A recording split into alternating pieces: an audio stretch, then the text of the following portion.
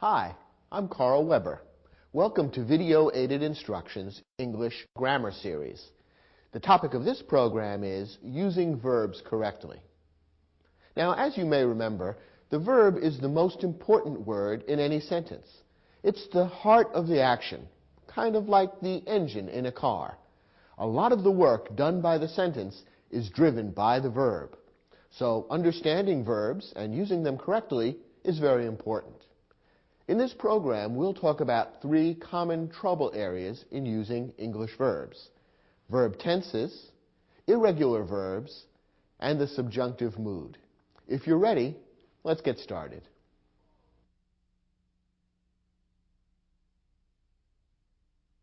Verb tenses define the time when an action occurs. They're constructed mainly from 2 components. First, the principal parts of the verb, and, in some cases, helping verbs. Now, there are 4 principal parts of any verb in English.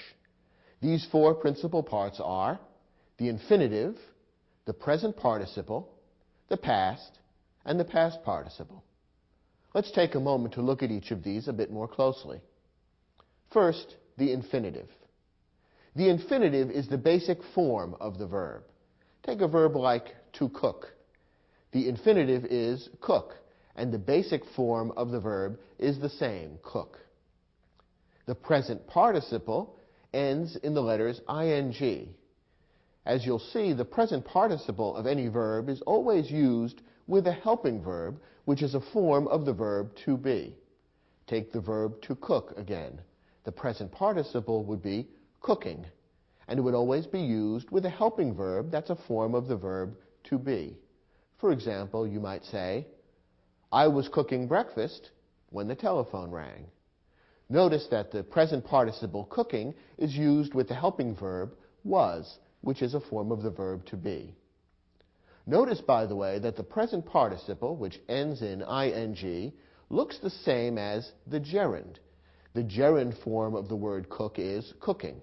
The difference between the gerund and the present participle is the way they're used. As we've seen, the present participle is used as a verb with a helping verb, which is a form of the verb to be. By contrast, a gerund, which looks the same, is used in place of a noun. Therefore, when you see an ing word being used as a noun in a sentence, that's really a gerund, not a present participle. So, for example, I might say, cooking is my favorite hobby. Here we have the word cooking, which looks the same as the present participle, both end in ing, but in this sentence, cooking is a gerund, because it's being used in the same way that a noun would be used. Cooking is my favorite hobby. In that sentence, cooking is the subject of the sentence. It's the subject of the verb is. And remember, the subject of a verb would always be a noun or a pronoun. Since cooking is being used as a noun in that sentence, it's a gerund, not a present participle. The third principal part of any verb is the past. With most verbs, the past ends in ed, and that's the case with the verb to cook. The past form of the verb to cook is cooked. You might say, I cooked breakfast for my sister yesterday morning.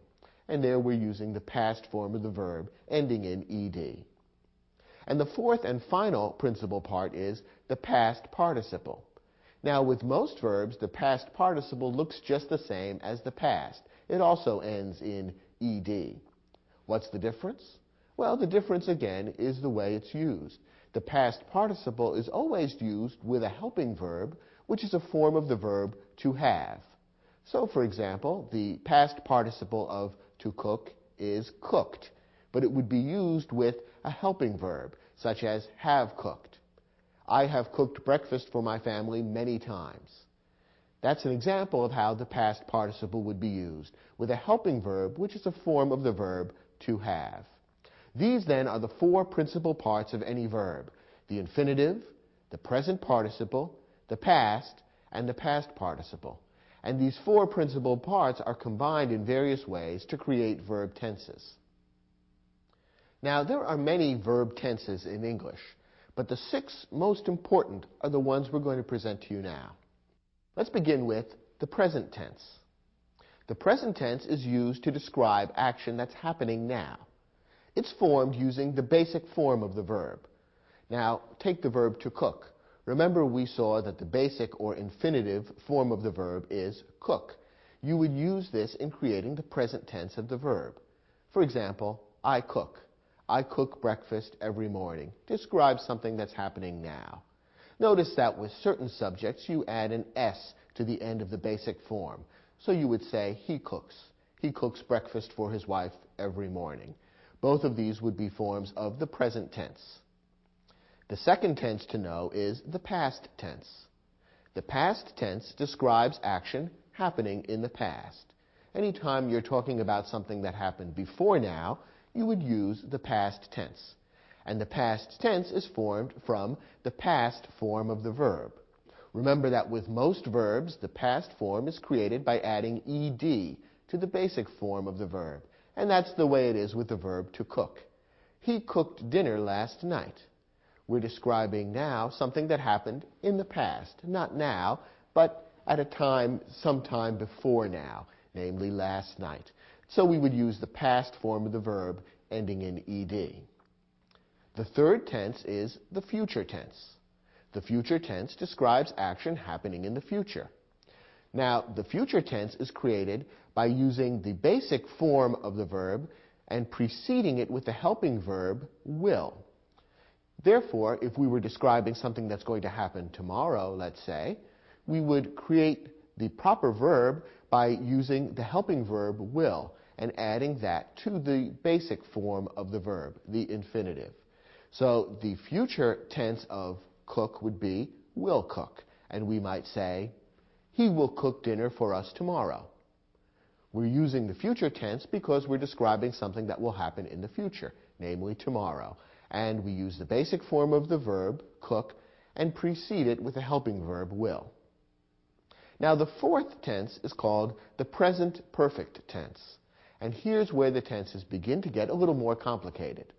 The present perfect tense is used to describe action happening in the past up to the present. If this sounds a little confusing, with a little experience and some practice in reading and using this verb, you'll begin to understand how it's used. Now, the present perfect tense is formed by taking the past participle and putting in front of it the present tense of the verb to have. How does this work? Well, let's take the verb to cook again. What's the past participle of the verb to cook? Well, remember, the past participle is usually formed by adding ed, so the past participle is cooked. Now, the present tense of the verb to have would be, for example, he has. He has is the present tense of the verb to have. When we put that in front of the past participle, we have the present perfect tense. So the present perfect tense of the verb to cook would be, he has cooked. Now, remember, we said that the present perfect is used for actions in the past up to the present. So how might you use he has cooked in a sentence? Well, how about this? He has cooked breakfast for his family every day for the last year. Think about what this sentence is saying. It's talking about someone who has cooked breakfast for his family every day for the past year up to and including today. It's describing action happening in the past right up to the present, not action that was completed and finished sometime in the past, but rather action that's continuing right up to now. When we say he has cooked breakfast every day, we're saying that he continues to do so right up until today. And that's a perfect example of how the present perfect tense would be used. The fifth important tense is the past perfect tense. This is used to describe action happening in the past before some other past action, which would usually be described in the past tense. Remember that the past tense is used for action happening in the past. When you're describing action happening even earlier than a past tense action, you would use the past perfect tense. And we'll see an example in a moment. Now, the past perfect tense is formed by taking the past participle and putting in front of it a verb which is the past tense of the verb to have. Let's use the verb cook again. Remember that the past participle is cooked. Now, if we want to take the past tense of the verb to have, we might say something like, he had. That's the past tense of the verb to have. And when we tack on the past participle afterwards, we have, he had cooked. Now remember, the past perfect tense is used for past actions occurring prior to other past actions. So, for example, we could use the words, he had cooked, in a sentence like this one. He had cooked dinner when suddenly the doorbell rang. Now notice what's happening in this sentence. We're told about two events that happened in the past, the ringing of the doorbell and the cooking of the dinner. Now, which came first? Well, we're told in this sentence that the cooking of the dinner came before the ringing of the doorbell. So the ringing of the doorbell is described in the past tense, while the past perfect tense is used for the cooking of the dinner. Remember, the past perfect tense describes action happening in the past before some past tense action. So the sentence correctly says, he had cooked dinner when suddenly the doorbell rang. The correct sequence of events is clearly explained by the two different tenses that are used in that sentence. Now, the sixth and final basic tense in English is the future perfect tense. This is used to describe action happening in the future before some other action, which is usually described using the future tense. The future perfect tense is created by using the past participle preceded by the future tense form of the verb to have. Now, the future tense of the verb to have is formed with the words will have. So when we take the words will have and follow them by the past participle, we end up with the future perfect tense. Now, once again, for the verb to cook, the past participle is cooked. So the future perfect tense would be formed by using will have followed by cooked. For example, he will have cooked. How would we use this in a sentence? Well, remember, the future perfect tense is used to describe some future event happening before some other future event. Let's look at this example. He will cook dinner tomorrow night, and then he will have cooked dinner every night for a week. Notice what's happening in this sentence. Tomorrow, we're told, he will cook dinner, and when he does that, he will have cooked dinner every night for a week. The action of cooking tomorrow's dinner is taking place in the future tense. He will have cooked dinner every night for a week describes action taken prior to the cooking of tomorrow's dinner. So there's an example of how the future perfect tense is used. Of the 6 basic tenses in English, the future perfect tense is the one that's used least often. Now, how can you be sure that you're using these 6 different forms of English verbs correctly? Here's a tip on using verb tenses properly. The most important thing is to make sure that the tenses you choose match the time of the action and show how different actions are related to one another in time. This means that when 2 actions occur at the same time, they should normally be described using the same verb tense. When 2 actions occur at different times, the verb tenses should show which occurred first and which occurred later. Let's look at a couple of sample sentences that illustrate how this works. Before I cooked dinner, I had walked to the supermarket. In this sentence, 2 actions are described, cooking dinner and walking to the supermarket. What's the sequence of events? Which happened first, which happened later? Well, the first thing that I did was walking to the supermarket. The second thing was cooking dinner. Both are past events, so the proper way to show the time sequence here is to put one event in the past and the event that happened before that in the past perfect tense. And that's done correctly in this sentence. I cooked dinner is in the past tense.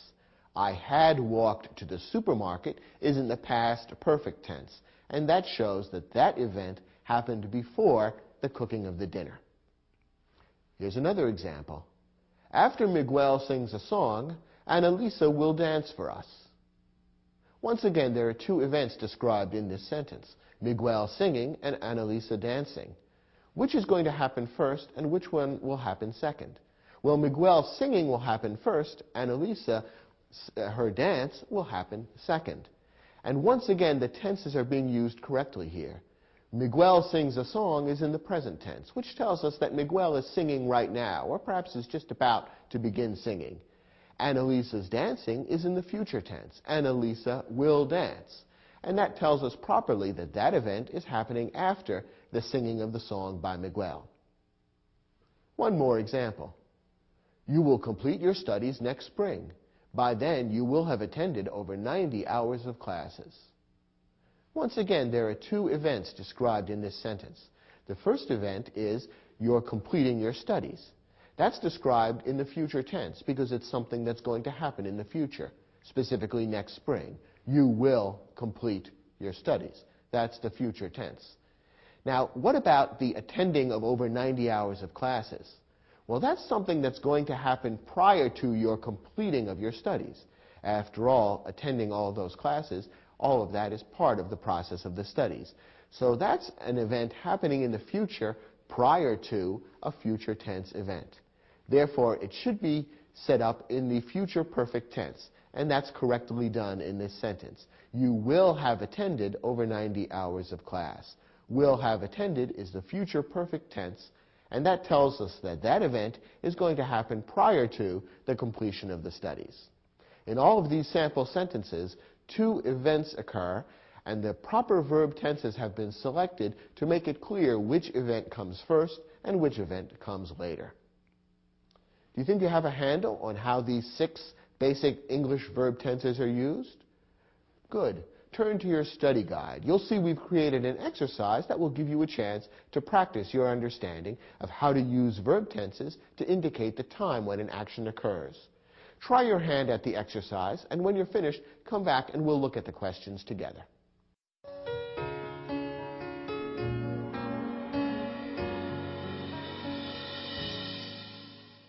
Now, in this exercise, you're given several sentences, and in each one a verb is underlined. Your job is to figure out the time when the action described by the verb is taking place, and to use cues in the sentence to help you figure out whether the proper tense has been used. If the wrong tense has been used, your job is to figure out what tense would express the time of the action accurately. Let's look at the first example. I am a student at the Henderson Academy. I study there for the past 2 years.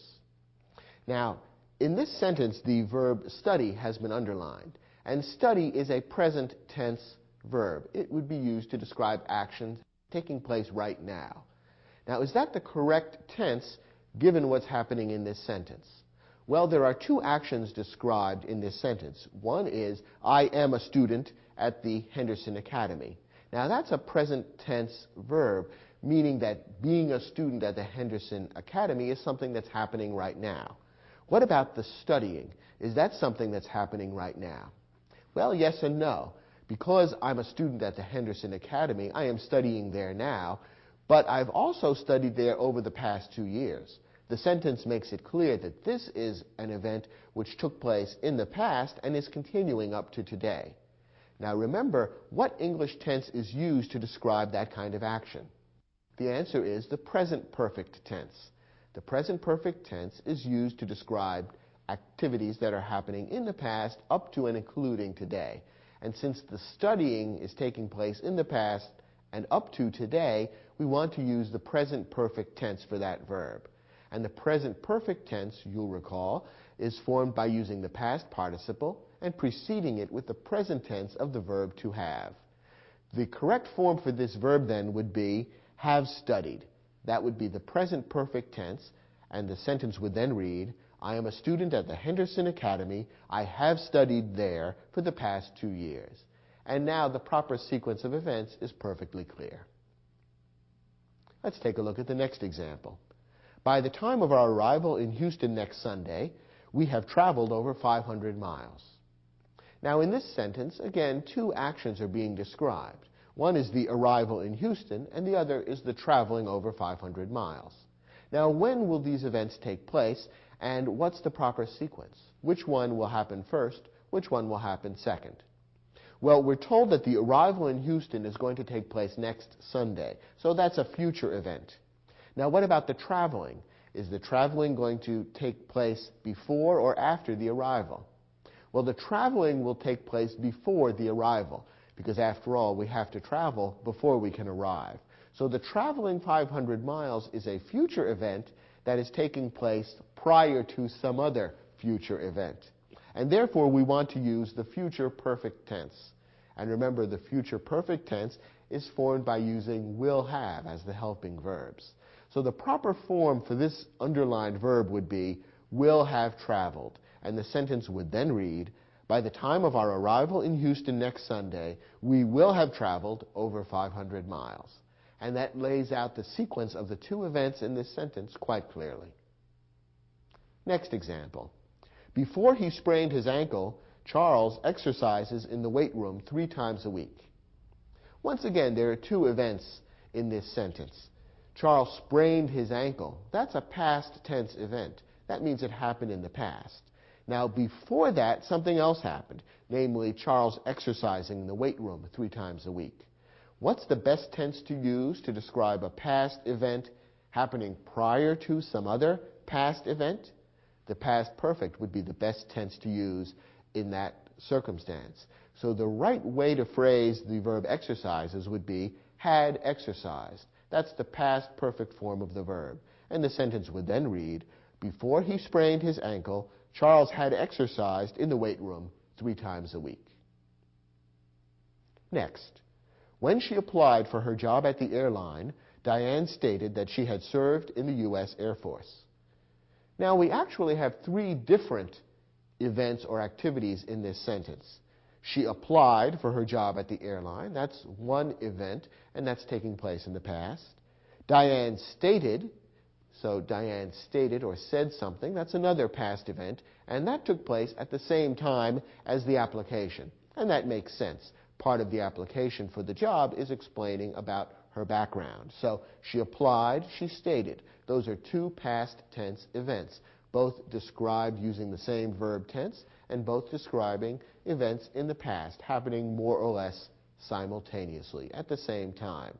And then we have the third event, that she had served in the U.S. Air Force. Now, serving in the U.S. Air Force also happened in the past. Did it happen at the same time as the application and the statement? No, it happened before. She applied for the job at the airline, but before that, she had served in the U.S. Air Force. So the proper tense to use there would be the past perfect tense. Because remember, the past perfect tense is used to describe a past event happening before another past event. Now, is the past perfect tense used in this sentence? Yes, it is. Had served is the past perfect tense. So this particular sentence is perfectly correct. All the verbs used here are properly used, and they lay out quite clearly what the sequence of events is in this sentence. Next example. Last month, Luis has captured his 3rd consecutive championship in a college swim meet. Now, what's the timing of the event that's happening in this sentence?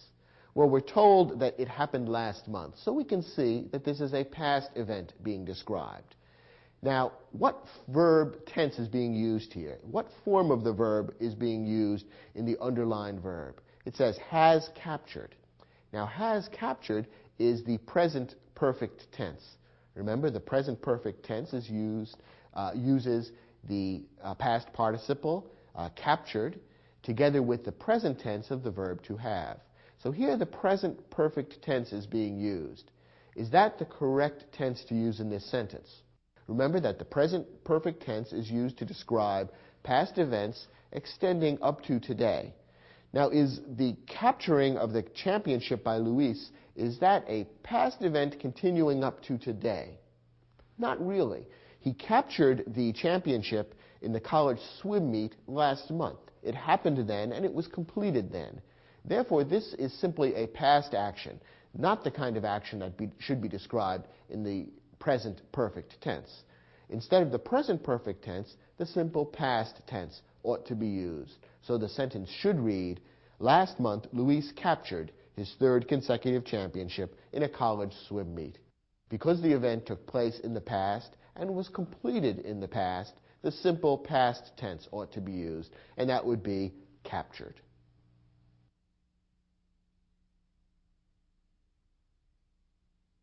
So far in this program, we've talked about the 6 most important verb tenses in English.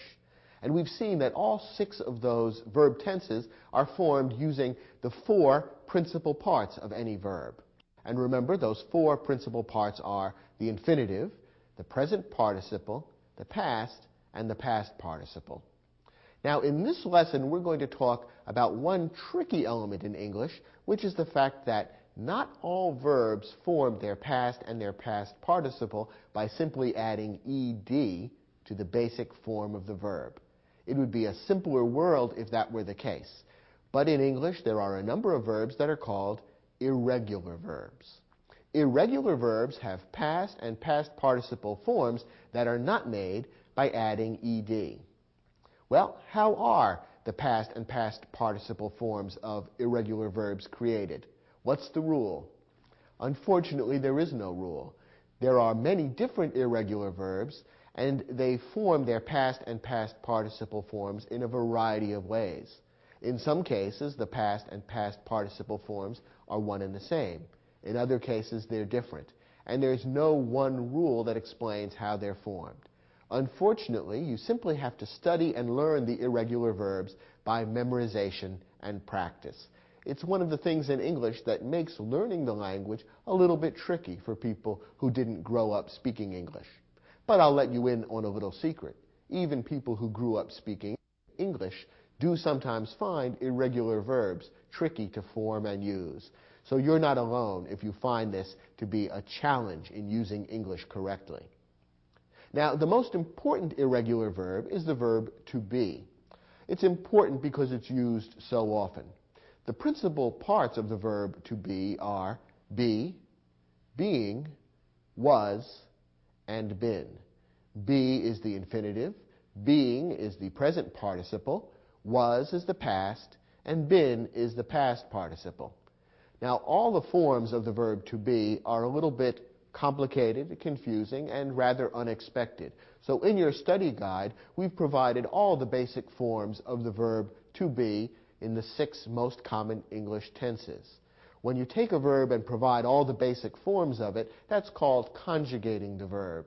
So turn to your study guide and you'll see we've provided a complete conjugation of the verb to be. In some cases, you might feel that this is very simple and basic and you understand exactly how to use the verb to be. On the other hand, you may find this tricky and you may need to study and practice this. Based on your own background, devote some time to studying the conjugation of the verb to be if you need to in order to use the verb correctly. Now, we've also provided in the study guide a list of many of the most commonly used irregular verbs. And I'd like you to look at that list as well. The chances are good that some of the irregular verbs on this list are familiar to you, and you know well how to form the 4 principal parts. In other cases, however, you may find some of these irregular verbs unfamiliar to you, or you may feel that you're not really sure which part to use in what type of sentence. Therefore, studying the list that we've provided in the study guide should be helpful to you. Make sure in particular that you distinguish between the past and the past participle forms of the irregular verbs, because that's where many people trip up. The 2 most common mistakes that people make in using irregular verbs are the following. First, many people make a mistake by constructing the past or the past participle regularly. In other words, they treat the irregular verb as if it were a regular verb. Now remember, the past and the past participle forms of regular verbs are created by adding ed to the end of the infinitive or basic form of the verb. If you take an irregular verb and simply add ed in an attempt to turn that into the past or the past participle, you've treated the irregular verb as if it's regular, and what you've created is not proper English. Take a look at this sentence. Henri bringed his girlfriend to the movies. Now, in this sentence, the verb to bring is being used, and that's an irregular verb. However, the person who's created this sentence has made the mistake of creating the past form of the verb as if bring were a regular verb. He has simply added ed and turned bring into bringed. Unfortunately, that's not correct. Since bring is an irregular verb, we have to look at our study guide in order to determine how the past form of the verb would be created. And the past form of bring is brought. So the sentence ought to read, Henri brought his girlfriend to the movies. The incorrect form, bring, is the kind of thing that's commonly used as a mistake in English. Here's one more example. Maria has drived a taxi for the past 2 months. Now here the verb is has drived. This is the present perfect tense. And remember, the present perfect tense would be formed using the present tense of the verb to have together with the past participle, in this case of the verb to drive. Once again, drive is an irregular verb, and therefore we can't create the past participle simply by adding ed and turning it into drived. That would be correct if drive were a regular verb, but since drive is an irregular verb, that's not correct. Instead, we have to figure out how the past participle of drive is actually formed. And as you can see in your study guide, the past participle of drive is driven. And that would be the form of the verb that you would use with the helping verb to have. The sentence correctly should read, Maria has driven a taxi for the past 2 months. So once again, remember that irregular verbs form their past and past participle forms not simply by adding ed, but in different and somewhat unpredictable ways. You've got to memorize those special forms and use them correctly in sentences. The second type of error that people commonly make with irregular verbs is using the past where the past participle should be used, or vice versa. Remember that the past form of the verb is used by itself, whereas the past participle is always used with a helping verb, namely a form of the verb to have. You want to keep the past and the past participle separate in your mind and not use one where the other is called for. Take a look at this sentence. By tonight, I will have did all the research for my report. Now, in this sentence, the author is trying to use the future perfect tense, and that would be the correct tense to use to describe something that's going to happen in the future prior to some other specified time or event in the future. So the future perfect tense is fine. But remember, the future perfect tense needs to include the past participle of the verb. In this case, the verb to do is being used, and the wrong form of the verb has been inserted here. Instead of the past participle, the author of this sentence has used the past form of the verb to do, which is did. Instead, the past participle needs to be used, which is done. That would be the correct form of the verb to use with the helping verb, done rather than did. And then the sentence would correctly read, by tonight I will have done all the research for my report. The author of this sentence confused the past with the past participle and therefore created a wrong sentence. One more example. Juanita done her exercises before going to work. Once again, the verb to do is being used. Now, in this case, the past tense ought to be used because we're describing something that Juanita did in the past. Now, the past form of to do is did. The author of this sentence hasn't used the past. Instead, the author has mistakenly used the past participle done. So again, the sentence is incorrect because of a confusion between the past and the past participle. The sentence ought to read, Juanita did her exercises before going to work. Finally, one other special complication that is worthy of your noting and studying. There are two irregular verbs that are often confused and therefore cause many mistakes in English. These two irregular verbs are lie and lay. Let's take a look at the difference. Lie is an irregular verb that is intransitive. Remember, an intransitive verb is a verb that takes no direct object. In other words, the action of the verb to lie isn't passed along to something that receives the action. Instead, you just lie, period. There's no object which receives the action of the lying. The principal parts of the verb lie are lie, lying, lay, and lain. Lie is the present tense. Lying is the present participle. Lay is the past, and lain is the past participle. So lain is a form of the verb that would always be used with a helping verb. Therefore, for example, look at the following sentence. I will lie on the sofa. Here we're using the verb to lie because it is used intransitively. There is no direct object. I am not lying something, I am just lying. I will lie on the sofa. So the verb lie is being used correctly here. By contrast, lay is an irregular verb that is transitive. In other words, it always takes a direct object. When you lay, you have to lay something. You lay something, and therefore there is something in the sentence that will receive the action of the laying. It's a transitive verb. It has a different meaning, although it's clearly related to the verb lie, and therefore the verb to be used in this type of sentence would be a different verb, which is formed differently. Now, the principal parts of the verb to lay are lay, laying, laid, and laid. Notice that in the case of the verb to lay, the past and past participle happen to be the same. Laid and laid do not appear as principal parts of the verb to lie. Instead, lay and lain are the past and the past participle, respectively.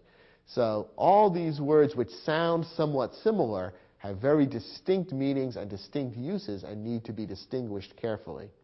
Take a look at this sentence. I will lay my books on the table. Is this the verb to lie or to lay? It's the verb to lay, and it's being used correctly here because it is being used transitively. That is, there is a direct object which is receiving the action of the laying. Something is getting laid, namely the books. The books are being laid on the table. Whereas the verb to lie does not take an object, the verb to lay does. And therefore to lay is being used correctly in this sentence. So you need to always remember the difference between the verb to lie and the verb to lay, and then be sure that you use the correct principal part of each of these verbs whenever you're using one of them in a sentence.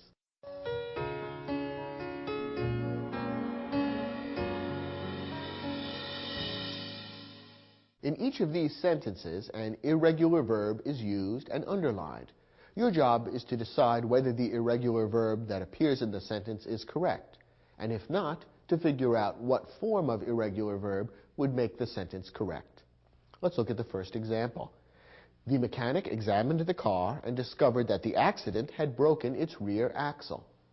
Now, in this sentence, there are three separate events: the examining of the car, the discovery, and the breaking of the rear axle. What is the sequence among these events? Well, the examining of the car and the discovery are both past events. They happened at some time in the past, and they happened at around the same time. In fact, it is while examining the car that the mechanic made the discovery. So those two events are both past events which should be described in the same tense. And that, in fact, is what the sentence does. The past tense is used for both of those events. Now, what about the breaking of the axle? When did that occur? Well, that also occurred in the past, but it occurred prior to the examining and the discovery. In fact, it's because the axle was broken that the driver brought the car to the mechanic in the first place. So the breaking of the axle is a past event that occurred prior to a couple of past tense events. Therefore, the breaking of the axle should be described using the past perfect tense. And that's what the author of this sentence is trying to do. It says the accident had broken its rear axle. Remember that the past perfect tense is formed by using the helping verb had and then the past participle of the verb. Now here comes the crucial question. For the irregular verb break, is broken the past participle? In other words, is this irregular verb correct? The answer is yes, it is correct. If you look on your chart in the study guide, you can see that for the irregular verb break, the four principal parts are break, breaking, broke, and broken. So broke would be the past form, which would be used by itself. Broken is the past participle, which is always used with a helping verb, as it is used here, and therefore this sentence and this verb are both perfectly correct. Next example. Last January, 30 members of the Polar Bear Club swum in the frigid waters of Long Island Sound. Maybe you've heard of the Polar Bear Club. It's a group of men and women who like to swim in very cold temperatures. Now here, the irregular verb swum has been underlined, and the question is this correct or not? First of all, what tense are we dealing with? Well, we're talking about something that happened last January, so this is a past event, and therefore the past tense ought to be used. And the past tense is formed simply from the past principal part of the verb. Now, is swum the past form of the verb to swim? No. Perhaps it sounds wrong to you, but if it doesn't, look it up in your study guide, and you'll see that the past form of the verb swim is swam. The four principal parts of swim are swim, swimming, swam, and swum. So swum is in fact the past participle, and it would always be used with a helping verb, never by itself. In this sentence, there is no helping verb. The past form is needed, not the past participle, so the verb ought to be changed to swam. Next, by the time Gary arrived at the restaurant, Maria had went home. Here again we have two events happening in the sentence. The first event that's mentioned is Gary arriving at the restaurant, and that's described in the past tense. Before that was the time when Maria went home. Therefore, we want to describe this past event which occurred before a past tense event using the past perfect tense. And the past perfect tense would use the helping verb had followed by the past participle. The verb in this case is go. Is the past participle of go went? No, it isn't. Once again, perhaps you can hear that this is wrong. If not, look it up in your study guide, and you'll see that the past participle of go is gone, and that's what ought to be used in this sentence. The past participle is the form that's always used with a helping verb. Instead, the author of this sentence has confused the past with the past participle and has used the past instead of the past participle. Remember, the past would always be used by itself, the past participle with a helping verb. The four principal parts of the verb to go are go, going, went, and gone. And in this case, the past participle gone ought to be used, and the sentence would then read, by the time Gary arrived at the restaurant, Maria had gone home. And that would be correct. Next example.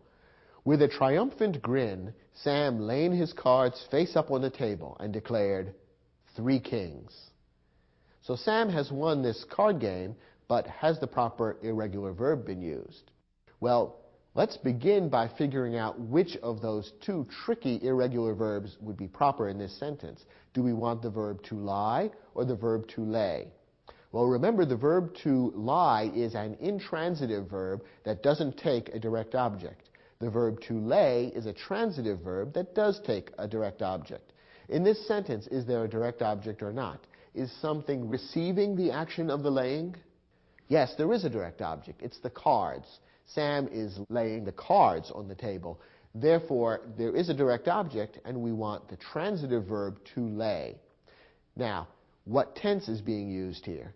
In this case, the past tense is intended because the laying and the declaring are happening at the same time. Sam is doing both of these events in the past.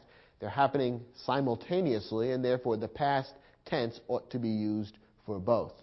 Now, the regular verb declare has been presented to us in the past tense, which is correct, declared, but we need the past form of the verb to lay, which is not lain, but rather laid.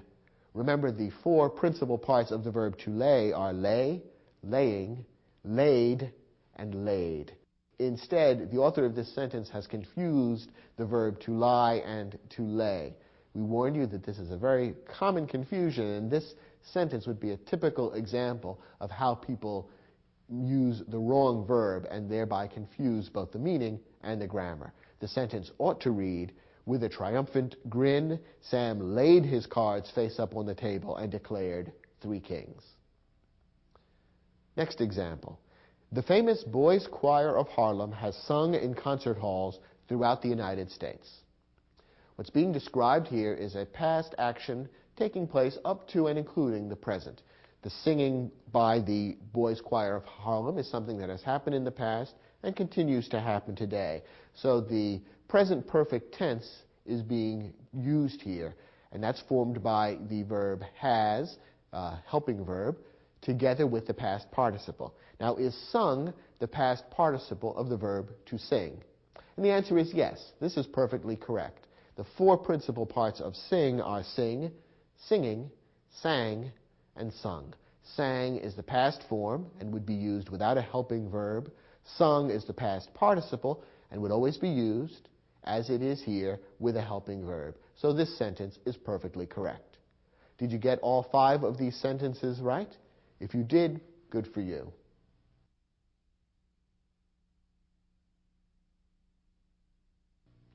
Here's another topic that many native speakers of English find difficult, namely the subjunctive mood.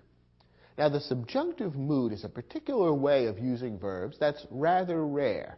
There are just 2 specific purposes for which the subjunctive mood is used, and in each case, the form of the verb is slightly different.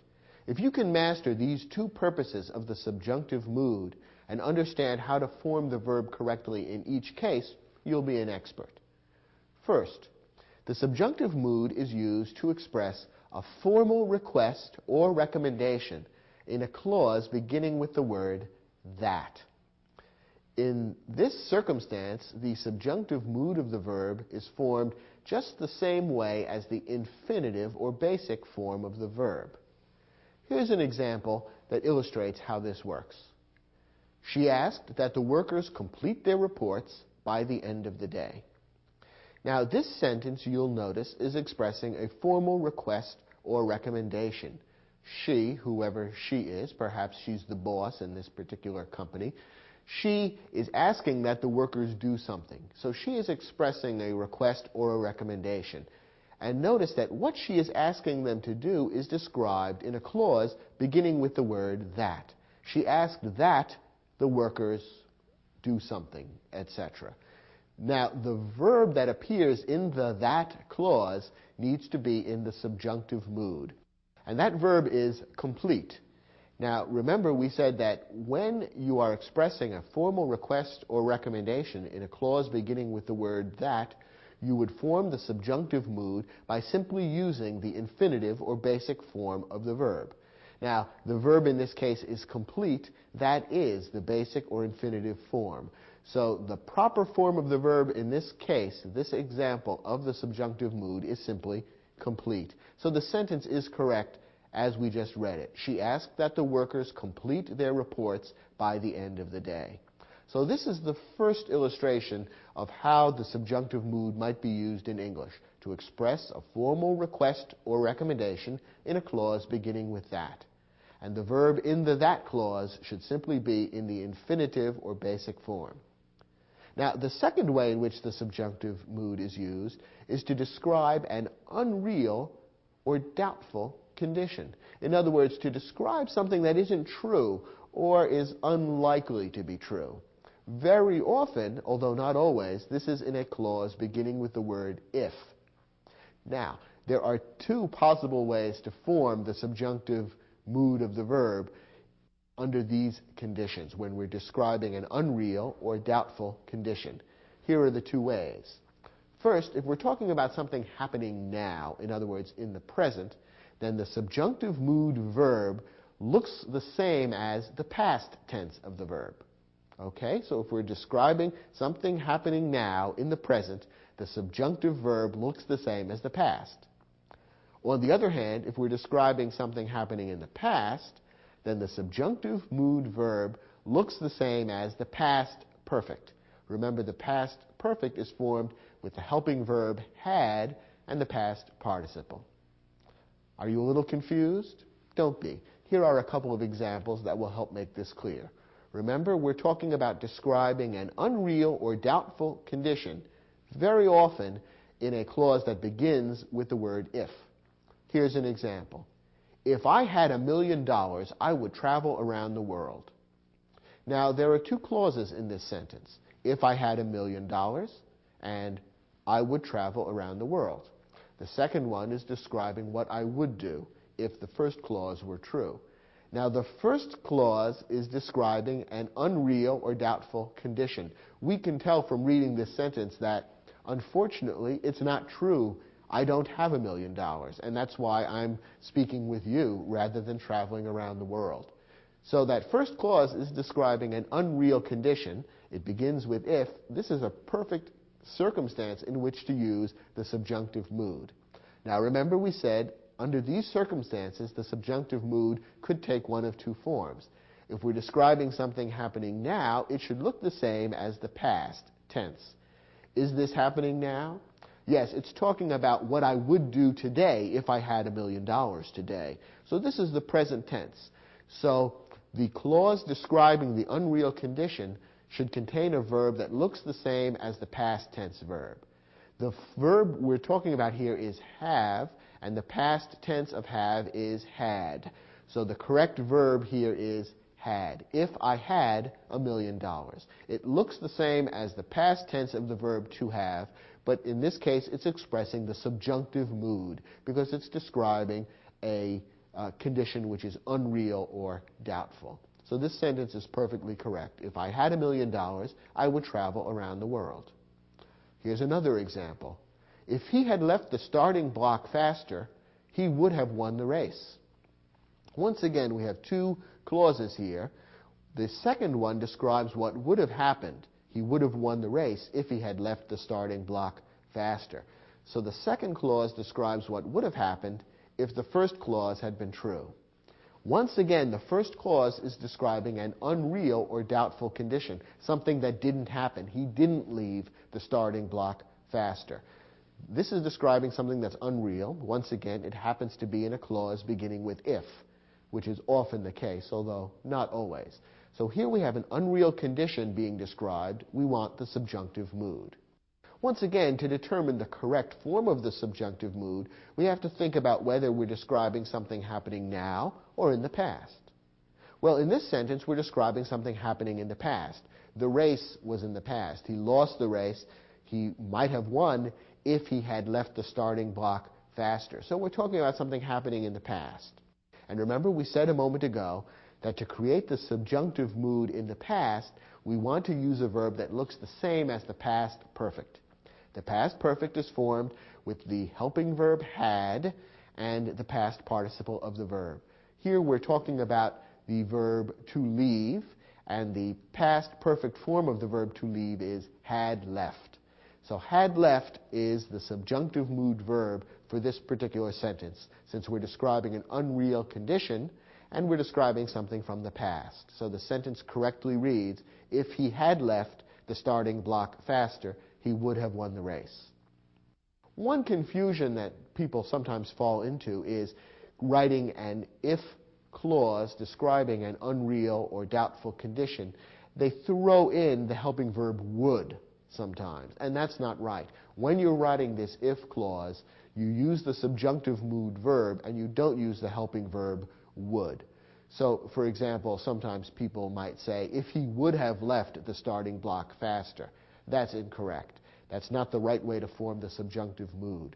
Notice that the verb would does appear in the other clause. He would have won the race. And that's the correct use of the helping verb would. But in the if clause, you use the subjunctive mood, which doesn't include the helping verb would. So avoid that little error that people sometimes fall into. So this is the subjunctive mood. Perhaps you can tell that it's not used that often in English because it's not terribly often that people either express a formal request or recommendation in a clause beginning with the word that, or that they describe an unreal or doubtful condition, often in a clause beginning with the word if. Those two things don't come up in the English language all that often. When they do, however, the subjunctive mood ought to be used, and now you know the right way to form it. So review this lesson from time to time and make certain that on the few occasions when you do need to use the subjunctive mood, you form it correctly. In your study guide, there's an exercise that will let you practice your understanding of these rules about using the subjunctive mood. Try the exercise, and when you're finished, let's look at the questions together.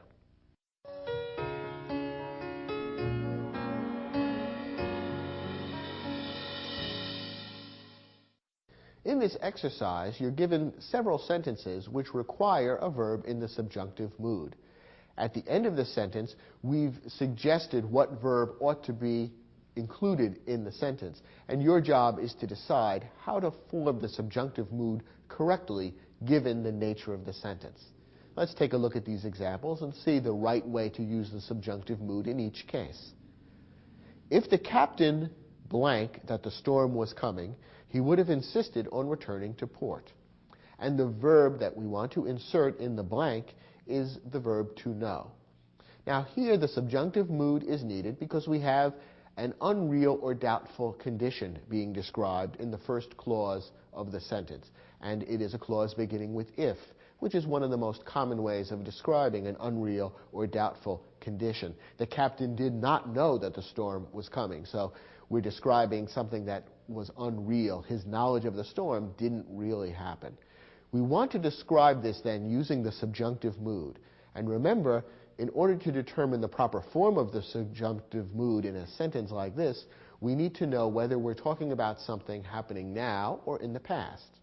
Well, in this case, the sentence is describing something happening in the past. He would have insisted on returning to port. That tells us that this is something that happened yesterday or before that. It's not something happening now. So we want the past tense, and remember the past tense of the subjunctive mood would look the same as the past perfect. We want to use, therefore, the helping verb had together with the past participle of the verb to know. So the proper subjunctive mood verb to insert in the blank here would be had known. And the sentence would then read, if the captain had known that the storm was coming, he would have insisted on returning to port. Next example. Although Paul has a successful career as a lawyer, he still wishes he blank a rock musician. And the verb to insert in place of the blank is a form of the verb to be. Now here an unreal condition is being described, although notice it's not an if clause. Occasionally an unreal condition may be described in a clause that doesn't begin with if. But you can see that it is an unreal condition because it is obvious that Paul is not a rock musician. He's a lawyer. He wishes that being a rock musician was true, but that is not true. So therefore we're describing an unreal condition and we want the subjunctive mood. Once again, to decide the proper form of the subjunctive mood verb, we need to ask whether we're describing something happening now or in the past. In this case, the sentence is describing something that's the case now. Paul today is a lawyer, and Paul today wishes that being a rock musician was his career. So therefore, we're describing something happening now, and therefore the subjunctive mood verb ought to look like a past tense verb. So we would use the past form of the verb and insert that to make the subjunctive mood. The verb to be inserted here is be, and the past form of the verb be is were. So the sentence would correctly read, although Paul has a successful career as a lawyer, he still wishes he were a rock musician. It looks the same as the past tense of the verb, but in fact it's the present subjunctive. Next example. The doctor recommended that Andrea blank a diet restricted to low salt, low fat foods. Here we have the different other use of the subjunctive, namely to express a formal request or recommendation in a clause beginning with the word that. And in fact, the word recommended is used here, which gives you a very broad hint that a formal request or recommendation is being expressed here. And there is the word that introducing the clause. Now in this type of subjunctive situation, we simply use the infinitive or basic form of the verb. It doesn't matter whether we're talking about past or present in this case. When the subjunctive mood is being used in this form, we simply insert the basic or infinitive form of the verb. So in this case, the infinitive eat is exactly what we insert. And the sentence would now read, the doctor recommended that Andrea eat a diet restricted to low salt, low fat foods. And that's the correct form of the subjunctive mood for this sentence.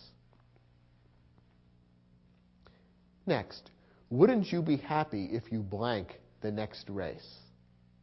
and the verb to be inserted is win. Now, once again, we have an unreal or doubtful condition being described, and an if clause is involved.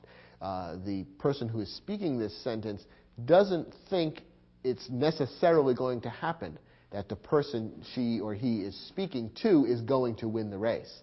The person may win the race or may not. It's a doubtful condition at best. So we have an unreal or doubtful condition being described, and therefore we want the subjunctive mood verb to be inserted, the subjunctive form of the verb win. Now, are we talking about a present or past event taking place here? Well, we're talking about now. We're saying you would be happy if you win the next race. We're talking about something happening now, not in the past. So, therefore, we want the present subjunctive, which, remember, looks the same as the past tense form of the verb. What's the past tense form of the verb win? Won. So we simply insert the verb won, and the sentence would correctly read, wouldn't you be happy if you won the next race? Last example. The new law passed by the City Council requires that the mayor blank a budget for approval no later than April 1st. And the verb to be inserted is submit. Now here again we need the subjunctive mood because the sentence is expressing a formal request or recommendation in a clause beginning with that. Notice the word that there, and in this case it's being couched as a requirement of the law. It is requiring that the mayor do something. So the verb expressing what the mayor needs to do should be in the subjunctive mood. And again, for this use of the subjunctive mood, the verb should look just the same as the infinitive or basic form of the verb.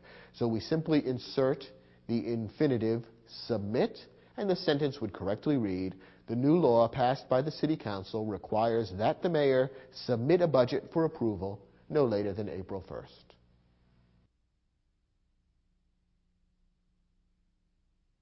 Well, the topics we've covered in this program really cover a broad range. Some of them are rather basic, such as how to form the 6 basic verb tenses that are most commonly used in English. But others were quite advanced, such as how and when to use the subjunctive mood correctly in English sentences. If you master all the verb topics that we cover in this program, you can consider yourself quite an expert in the use of English verbs. And the chances are good that you'll be able to avoid mistakes in using verbs that many native speakers of English continue to make. I hope you enjoyed this program and got a lot of useful information out of it, and I'll look forward to speaking with you about other English topics on other programs in this series.